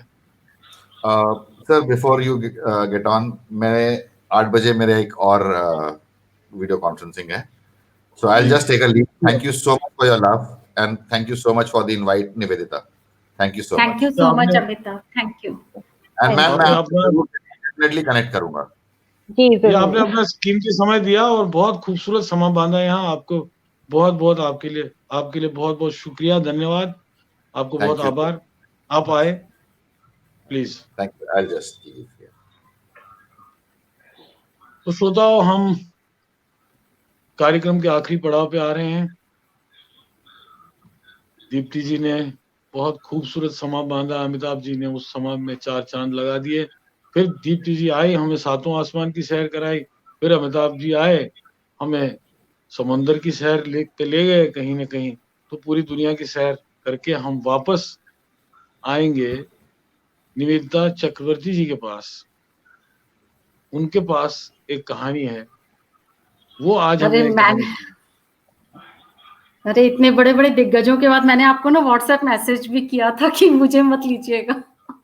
वो मैंने देख लिया था, लेकिन वो अब बात हो गई है तो आप वो दिग्गज उसकी चिंता मत कीजिए आप। मैंने भी तो एक किस्सा सुनाया अभी। लेकिन मैं इतना अच्छा नहीं बोल पाऊंगी। हाँ, मेरी अपनी कहानी है जो मैंने लिखी है, वो मैं प्रस्तुत करूंगी। जी, आप ऐसा कीजिए लेकिन ना, ये एक काम कीजिए, आप एक जी काम कीजिए, जी आप मुंह से तो बोल ही दीजिए, लेकिन आवाज दिल से आएगी तो सही बिल्कुल। रहेगा। जी अपनी बिल्कुल। कहानी है फिर तो अपने आप बिल्कुल जज्बात बिल्कुल निकलेंगे उसको, उसमें तो कोई प्रॉब्लम ही नहीं है। तो मैं दीप्ति जी के सामने हिम्मत करके अपनी कहानी सुना रही हूँ। स्वागत दीप्ति है, जी स्वागत है। स्वागत है, जी बिल्कुल सुनाए। जी, मतलब हौसला बढ़ाइएगा और कैसे बोल रही हूँ। बिल्कुल जरूर, बहुत अच्छा ही सुनाएंगे आपकी अपनी कहानी। तो कहानी का शीर्षक है संवेदना का पुल। तो ये कहानी मैंने ही लिखी है, सुने। बाशु हथेली पर छोटे से शंख को रखे ध्यान से देखे जा रहा था। कुछ देर के बाद शंख का जीव धीमे धीमे उसकी हथेली पर रेंगने लगा। बाशु को हथेली पर गुदगुदी होने लगी, लेकिन फिर भी उसने वो शंख हथेली से नीचे नहीं गिराया और शंख के जीव को हथेली पर चलते हुए देखता रहा। बाशु, ओ बाशु! माँ की पुकार बाशु के कानों में पड़ी तो उसने जल्दी से उस शंख को समुद्र के पानी में छोड़ दिया। क्यों रे, फिर से खाली समय काट रहा है? कितने शंख सीपी बटोरे आज, बता, क्या कर रहा था? माँ ने करीब आते ही सवालों की बौछार लगानी शुरू कर दी। ये लगभग रोज की ही कहानी होती जा रही थी। बाशु के माँ बाबा अंडमान द्वीप समूह के छोटे से द्वीप नील पर रहते थे।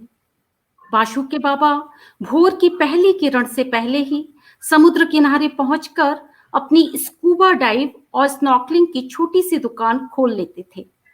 स्कूबा डाइव के इच्छुक ग्राहक सुबह के प्रथम ग्रुप की ट्रेनिंग के लिए आने लगते थे। बाबा उनको पहले मौखिक ट्रेनिंग देते और फिर समुद्र में ले जाकर ट्रेनिंग देते और उसके बाद नौका में थोड़ा समुद्र के बीच में उन सबके साथ बोट डाइव करते और उनको समुद्र के नीचे 40 फीट तक ले जाकर सुंदर सुंदर कोरल रीफ, रंग बिरंगी मछलियां, जेलीफिश, शंख, सीपियां, मूंगे आदि दिखाते थे। बाशु की माँ घर के रोज का काम जल्दी जल्दी निपटाकर शंख और सीपियों के ढेर में बैठकर सुंदर सुंदर आभूषण बनाने लगती थी। फिर माँ बाबा दोनों दोपहर के बाद अपनी शंख सीपियों की दुकान खोल लेते थे और पर्यटकों को सामान बेचते थे।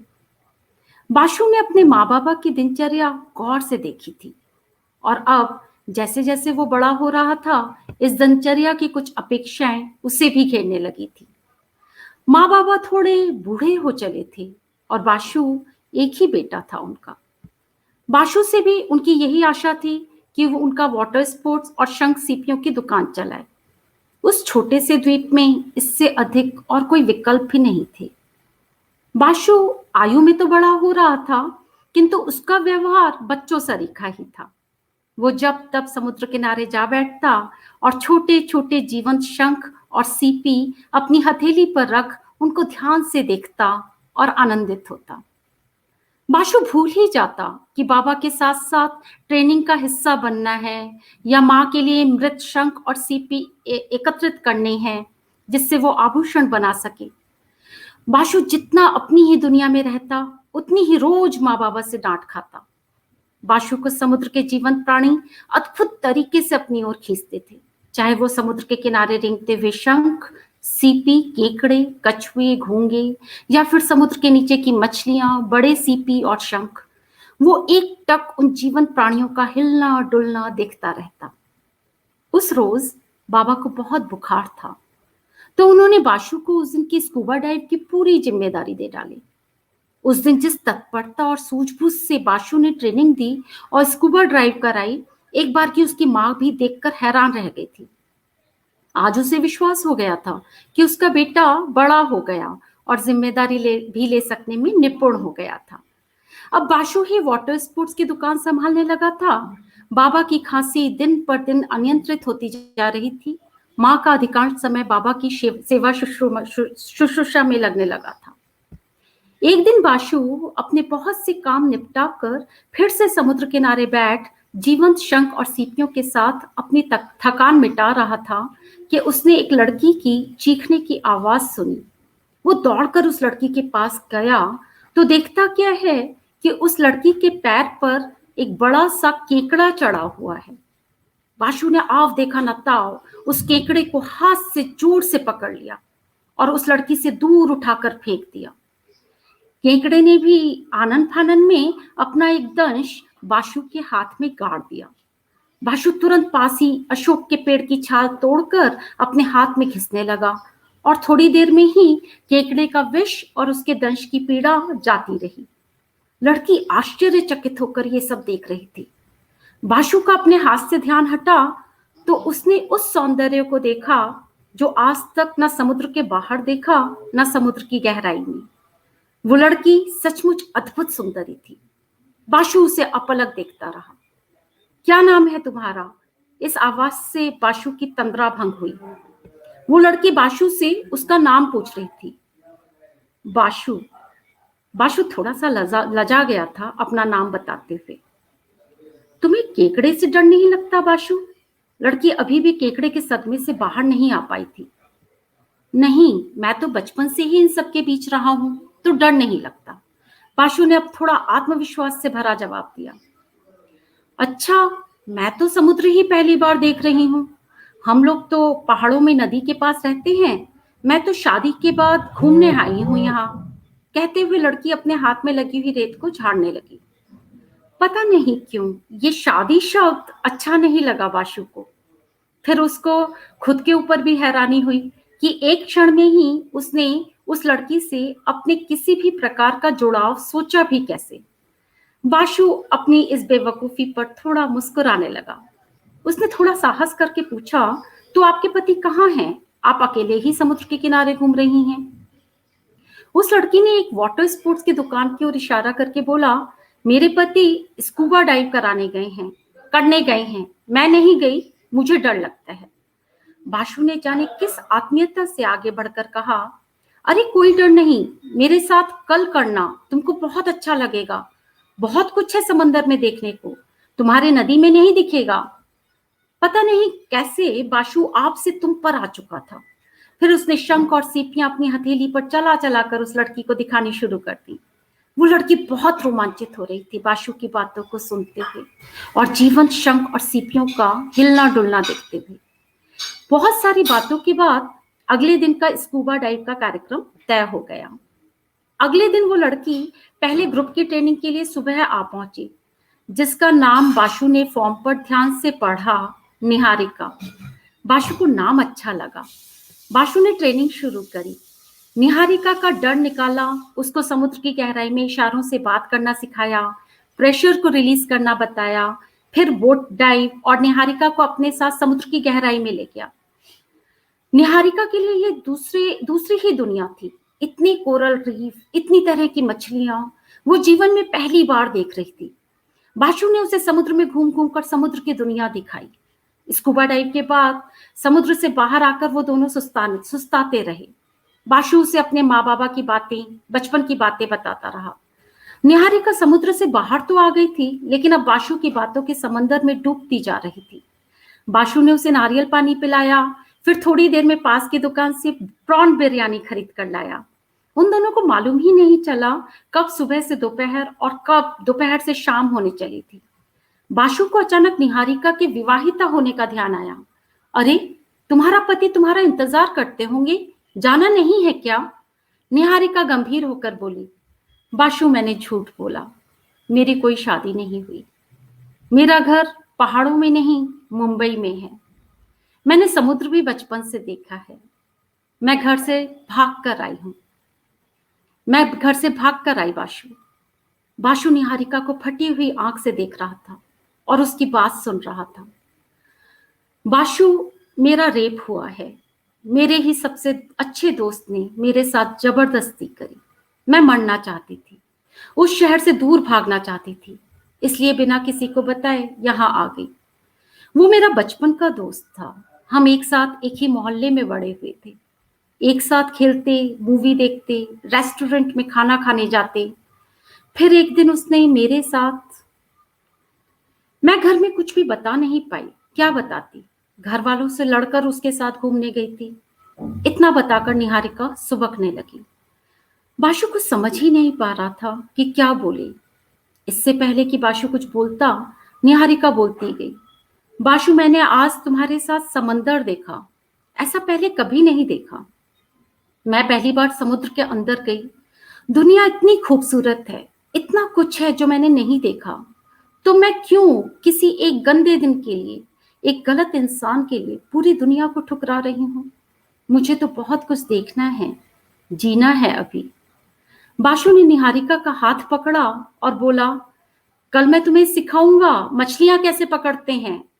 निहारिका ने आंखें चौड़ी करके पूछा, अब इसके कितने पैसे लोगे तुम? बाशु ने कहा, ये तुम्हारे लिए फ्री। और दोनों हंसने लगे।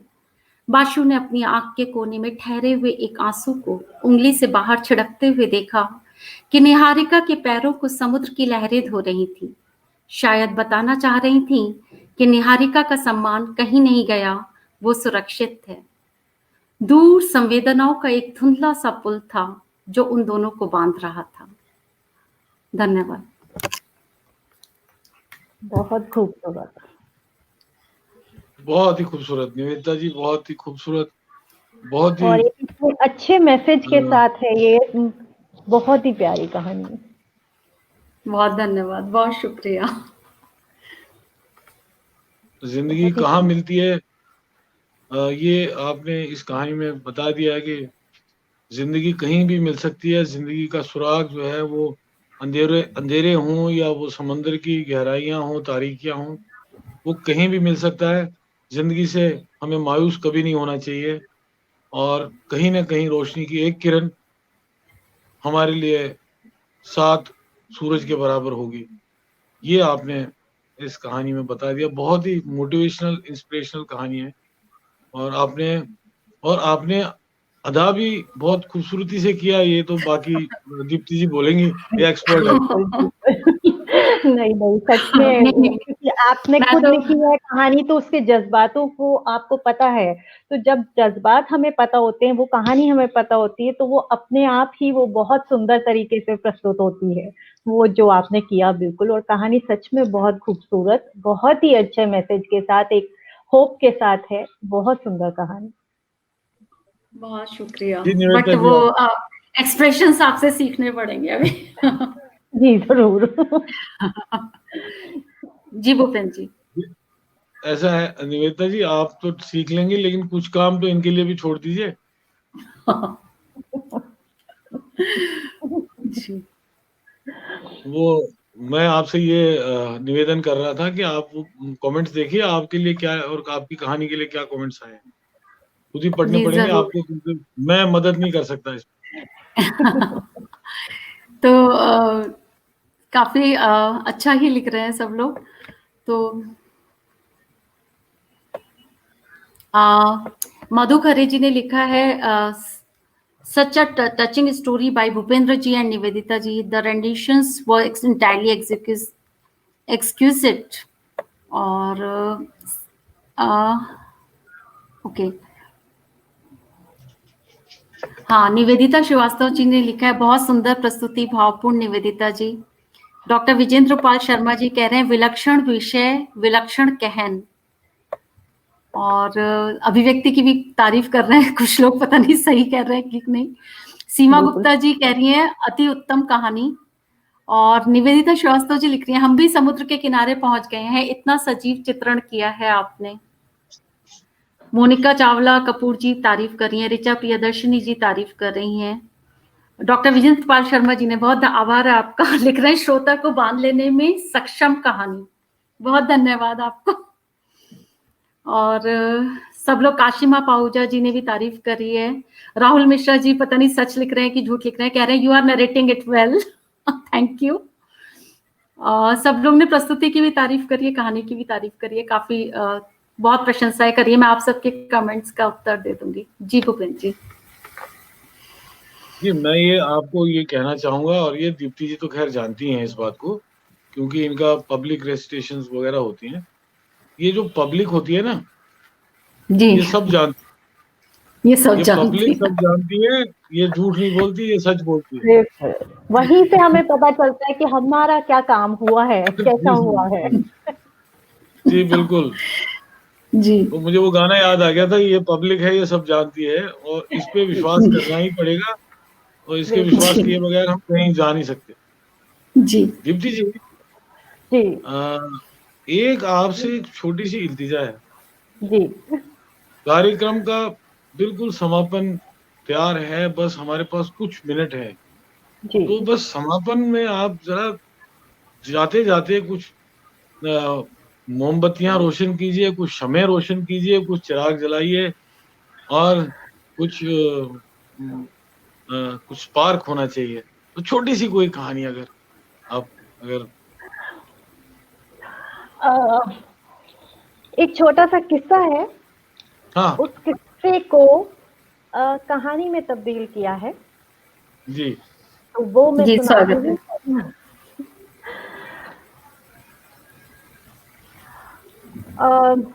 सुहानी सुबह थी, और जो सुहानी थी वो अपने काम काज जल्दी जल्दी निपटा रही थी, क्योंकि आज उसके घर मेहमानों का आगमन था। और आप लोग तो जानते ही हैं कि जब भी ज्यादा जरूरत होती है उस दिन काम वाली बाई जरूर छुट्टी कर देती है। तो यहाँ भी वही बात हुई। तो सुहानी की काम वाली बाई ने आज छुट्टी कर दी, और उसके घर आने वाले थे बहुत सारे मेहमान, इतना सारा काम, और वो परेशान, जल्दी जल्दी सब काम कर कर खाना बना रही थी, बड़बड़ाती जा रही थी, चलो जल्दी से, मैंने खाना तो बना ही दिया है, जल्दी से सारे के सारी तश्तरियां निकाल कर सजा देती हूँ टेबल पर, मेहमानों के आने का वक्त हो रहा है। और हाँ, भोलू भी तो आता ही होगा, भोलू आएगा तो मैं उसका दूध भी बनाकर रख देती हूँ, आते ही बिल्कुल बावला हो जाता है। इतने में ही भोलू घर में दाखिल होता है, उछलता कूदता आता है, एक हाथ में अपना बैग फेंकता है, दूसरी तरफ अपने जूते में उतारकर मोजे फेंक कर भागता हुआ माँ के पास जाता है। माँ मैं आ गया। अच्छा आज आ गया बेटा, चल मैं जल्दी से तेरा दूध लेकर आती हूँ। नहीं माँ, मैं तो आज ये नए नए कांच के सुंदर सुंदर बर्तनों में ही दूध पीऊंगा। नहीं बेटा, ये इनको नहीं छूना, ये मेहमानों के लिए है। नहीं मम्मी, मुझे तो इन्हीं में दूध पीना है। नहीं बेटा, मना कर रही हूँ, इसमें दूध नहीं पियेंगे, दूसरा लेकर आती हूँ ना। नहीं, मुझे इसी में पीना, इसी में पीना, इसी में पीना, मैं इसी में पीऊंगा। जब भी मैं कहता हूँ मैं इसमें पीऊंगा, मुझे कभी नहीं पीने देते हो, मैं इसी में पीऊंगा। ये कहकर बच्चा पूरे घर भर में वो कांच की प्याली लेकर दौड़ने लगा कि अचानक उसका पैर टकराया और कांच की प्याली नीचे गिरी, चकनाचूर हो गई। दूर दूर तक कांच की शीशे चमक रहे थे हीरे की तरह, और वो भोलू परेशान बिल्कुल एक जगह बुत बनकर खड़ा हो गया। इतने में उसकी माँ भागती हुई आई किचन से और बोली, तोड़ दिया ना, तोड़ दिया तुमने, कहा था मैंने हाथ नहीं लगाना, और फिर भी तुम नहीं माने और तुमने इसे तोड़ दिया। जब भी कुछ बात को बोलूं और तुम ऐसे ही काम करते हो, तुम सब चीज काम कर बढ़ा देते हो। कहते हुए वो झाड़ू लाई और जल्दी जल्दी से उसको झाड़ने लगी। जब भी मैंने इतना परेशान करके रख रखा है ना, आज तुम्हें ना बिल्कुल तुम्हें नहीं छोड़ूंगी। जानते हो, आज तो मैं तुम्हारे हाथ तोड़कर तुम्हारे हाथ में दे दूंगी। ये सुनते ही बोलू जोर जोर से हंसने लग गया। Mummy, mummy. और तो सुहानी को आया बड़ा तेज गुस्सा। चुप रह बदमाश, एक तो काम बड़ा कर रख दिया और ऊपर से तू इतने जोर जोर से हंस रहा है। मम्मी, मम्मी, आप क्या कह रही हो? आपने सुना? क्या कह रहे हो? काम बड़ा कर रख दिया। मुझे पहले ये बताओ मम्मी, आप मेरे हाथ तोड़कर मेरे ही हाथ में कैसे रखोगी? ये था एक छोटा सा किस्सा जो असली का था। बहुत खूबसूरत, बहुत ही खूबसूरत। बहुत अच्छा, बहुत अच्छा। शुक्रिया। इसमें आपने एक कमसिन सोच और एक छोटी इनोसेंस कितनी है इस किस्से में, वो आपने बता दिया। और जो आप जैसे अदायगी आपकी है, वो तो खैर उसमें तो 4 चांद लग ही जाते हैं। 4 से भी ज्यादा अगर होते होंगे तो वो भी लग जाते हैं। तो हमने तो 4 ही सुने हैं, इसलिए हम 4 ही बोल रहे हैं। शुक्रिया। बहुत ही खूबसूरत दीप्ति जी, आपने बहुत ही खूबसूरत कहानियां और किस्से सुनाए। अमिताभ जी भी हमारे साथ जुड़े थे, उन्होंने भी बहुत ही भावपूर्ण प्रेजेंटेशन दी। और निवेदिता जी तो आज के कार्यक्रम की फाइंड, जिसको कहते हैं ना, find of the programme was Nivedita Chakraborty ji. तो अब ये भी कुछ देर में ये भी आपके पॉडकास्टिंग और उसमें आप इनका भी स्वागत कीजिएगा। देखिए आती हैं बहुत जल्दी, श्रोताओं का भी इनको साथ मिलेगा, उनकी शुभकामनाएं इनके साथ हैं और हमारी भी है, आप सबके साथ हैं। निवेदिता जी, आप कुछ इस कहानी के लिए, ये जो किस्सा सुना है इन्होंने, कुछ श्रोताओं के रिएक्शंस देखना। जी बिल्कुल। तो अनुराधा जी, पूनम शर्मा जी, शोभना तनेजा जी, मधु खरे जी, सविता सिंह जी, डॉक्टर विजेंद्र पाल शर्मा जी, लगातार ये लोग, सबसे अच्छी बात है कि अभी 1.5 घंटा होने जा रहा है, सब लोग हमारे साथ जुड़े हुए भी हैं और लगातार कमेंट्स कर रहे हैं और तारीफ कर रहे हैं। रंजना जोशी जी, सबने बहुत बहुत तारीफ करी है। राहुल मिश्रा जी ने बहुत तारीफ करी है। बहुत व्यस्त थे राहुल मिश्रा जी, फिर भी समय निकाल करके आए हैं। आज बात हो रही थी कि नहीं जुड़ पाएंगे, लेकिन जुड़ गए आखिर में। बहुत अच्छा, बहुत ही अच्छी तरीके से सबने तारीफ करी है। निवेदिता, एक निवेदन करना चाहूंगी सब श्रोतागण से, आप लोग इतनी तारीफ कर रहे हैं, सब कुछ कर रहे हैं, शेयरिंग जरूर कर दीजिए हमारे सारे कार्यक्रमों की। अभी भी शेयरिंग की ऑप्शन आ रही होगी, आप अपने सारे ग्रुप्स में इसको जितना शेयर कर सके इस कार्यक्रम को कृपया करिए। दास्तान गोई बहुत कम पटलों पर आयोजन किया जा रहा है, और अगर आपको लगता है अनुगुज ने कुछ अलग किया है, कुछ अनोखा किया है, तो उसको प्लीज शेयर करें। जी जी भूपेन जी।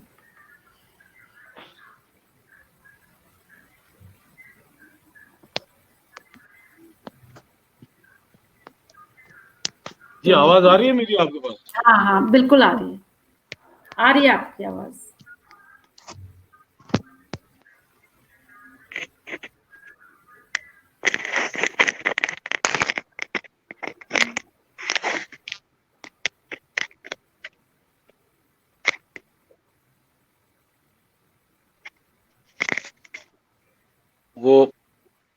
दरअसल कोई फोन आ गया था तो मेरी आवाज वन वे में, मैं आपको जी सुनाई दे रहा हूँ? जी हाँ जी जी बिल्कुल सुनाई दे रहे हैं।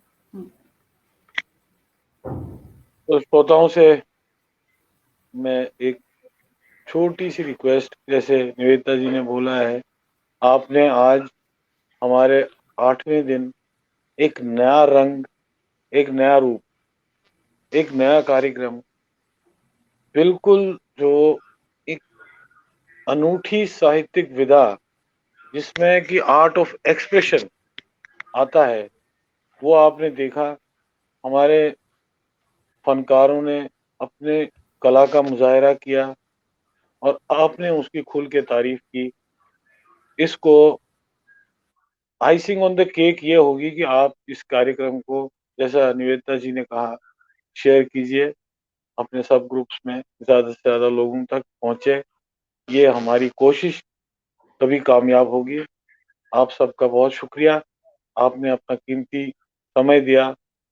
और जैसा कि पिछले 7 दिन से हो रहा है, आज भी आप शुरू से जुड़े हैं और आखिर तक आप हमारा हौसला और आप हमको दिल स्नेह दे रहे हैं, प्यार दे रहे हैं, अफेक्शन दे रहे हैं, और ना सिर्फ सुनते हैं बल्कि कमेंट भी करते हैं, इन्वॉल्व भी होते हैं और एक्टिवली पार्टिसिपेट भी करते हैं।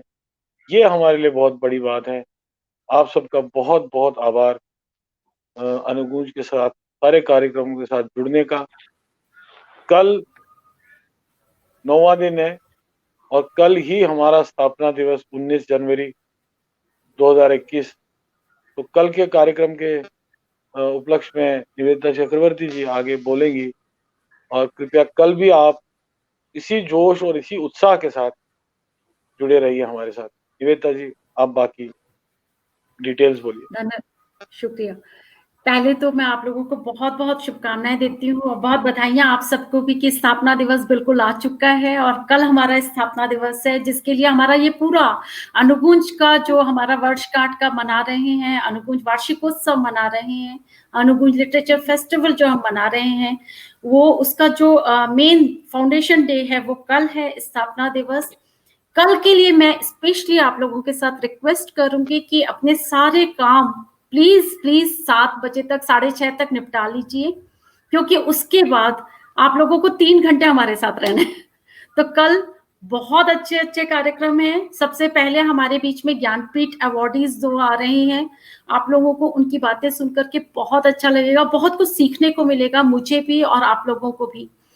ऐसा बहुत कम होता है, बहुत कम पटलों पर इतने इतने मनीषी लोग आ पाते हैं। हमारे पटल पर वो आ रहे हैं, माँ सरस्वती का आशीर्वाद है। दूसरा, कल हम अनुगुंज अवार्ड्स भी घोषित करने वाले हैं, मैं और भूपेंद्र जी। तो उस कार्यक्रम के बाद हम लोग उसके बाद नहीं, उसके बाद बीच में एक और कार्यक्रम है, क्योंकि कल स्थापना दिवस है और क्योंकि हम 3 भाषाओं में हमारा अनुगुंज काम कर रहा है, हिंदी, अंग्रेजी और उर्दू। तो हम इन तीनों भाषाओं की एक एक कविता आपके सामने प्रस्तुत करेंगे। तो हिंदी में मैं ही कविता प्रस्तुत करूंगी, इंग्लिश में भूपेंद्र जी प्रस्तुत करेंगे और उर्दू की एक शायरा लाएंगे हम आपके बीच, वो भी बहुत सुंदर आपको कुछ सुनाने वाली हैं। तो क्योंकि स्थापना दिवस है तो जरूरी था कि ये तीनों भाषाओं में कुछ ना कुछ प्रस्तुति हो, वो तीनों हो जाएंगे। उसके बाद हम अनुगुंज के अवार्ड्स की घोषणा करेंगे, मैं और भूपेंद्र जी। तो आप लोगों को जब पूरा कार्यक्रम सुनकर के समझ ही आ रहा होगा कि थोड़ा सा लंबा कार्यक्रम है, क्योंकि स्थापना दिवस है, इसीलिए आज से ही आप लोग प्रिपेयर हो जाइए। कल ब्रेकफास्ट के समय ही आफ्टरनून का लंच वंच सब बना लीजिए ताकि आप शाम तक फ्री हो जाएं प्लीज, और बिल्कुल फ्री होकर के। और कल सारे कार्यक्रमों को शेयरिंग जरूर करिए और ज्यादा से ज्यादा मात्रा में जोड़ें। जी जी भूपेंद्र जी। जी, मुझे भी पूरी आशा है कि ऐसा ही होगा जैसे आपने बताया है। और मैं आखिर में एक बात हमारी और मेहमान, सॉरी जी एक और बात भूल गई। बहुत लोगों ने फीडबैक्स भेजे हैं, फीडबैक वीडियोस भी भेजे हैं, बहुत अच्छा लगा हमको। सिर्फ एक निवेदन और था, जिसने भी नहीं भेजा है और भेजना चाहते हैं, क्योंकि कहते हैं ना कि जब समय है तभी अगर आप जिस चीज का जो समय है तभी सूट करती है। तो अगर स्थापना दिवस तक आज और कल में जिनका भी भेजना रह गया और एक्चुअली आप दिल से अनुगूंज को पसंद करते हैं और अच्छा फीडबैक देना चाहते हैं, तो अगर कोई वीडियो देना चाहते हैं तो ग्रुप में दे दीजिए। अगर आप कुछ लिख करके भेजना चाहते हैं तो अनुगूंज के पेज में रिव्यू करके कॉलम है, कृपया करके वहां डालें, क्योंकि अनुगूंज पेज में अगर रिव्यू के कॉलम में आप डालेंगे तो वहां से अनुगूंज के पटल को बहुत लाभ होगा अच्छे रिव्यूज से। तो ये एक और विनती थी आप सबसे। जी भूपन जी, सॉरी। नहीं, बहुत जरूरी उद्घोषणा थी आपको, बहुत ही।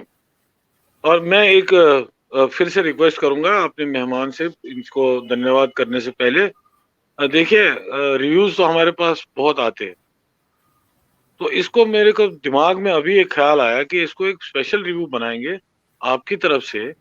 अगर एक रिव्यू वीडियो हो जस्ट 2-2.5 मिनट का, और उसमें आप अगर, जैसे निवेदिता जी ने आपसे पहले दिन उस दिन बोला था, जैसे ये बोलती है इनके स्टाइल में, तो जरा वैसे आप बोल के वो वीडियो बना दीजिए अनुगूंज के लिए, ट्रिब्यूट जो भी आपको उसमें कहना हो, लेकिन शब्द आपके हों, उसमें तो हम कोई अंकुश नहीं लगा सकते। लेकिन हाँ, वो एक्सप्रेशन जो है वो निवेदिता चक्रवर्ती जी का अगर होगा, जैसे पहले दिन इन्होंने आपसे बात की होगी, आपको याद होगा कुछ, वैसे भी आप तो ऑब्जर्व, एक artist has to be a good observer, आप तो हैं ही, तो इनकी आप थोड़ी सी उसमें झलक दिखा दीजिए, तो वो हमारे पास आर्काइव्स में रहेगा मौजूद, और यूट्यूब पे भी डालेंगे अपनी चैनल। और इसी के साथ मैं आपका बहुत बहुत आभार व्यक्त करता हूँ, बहुत बहुत शुक्रिया अदा करता हूँ। आपने आज आके अपना कीमती समय दिया और इस प्रोग्राम को बहुत ही ऊंचाइयों तक पहुंचाया, आपने भी और अमिताभ जी ने भी। वो हमारे साथ नहीं है, लेकिन हम उनका भी शुक्रिया अदा करते हैं, और आगे ये यकीन करते हैं कि कभी ना कभी और आपका साथ होगा इसी पटल पे, और आपका फन देखने का मौका मिलेगा। बहुत बहुत शुक्रिया, बहुत नमस्कार आपको भी और श्रोताओं आपको। बहुत बहुत आभार आप लोगों को भी। हाँ।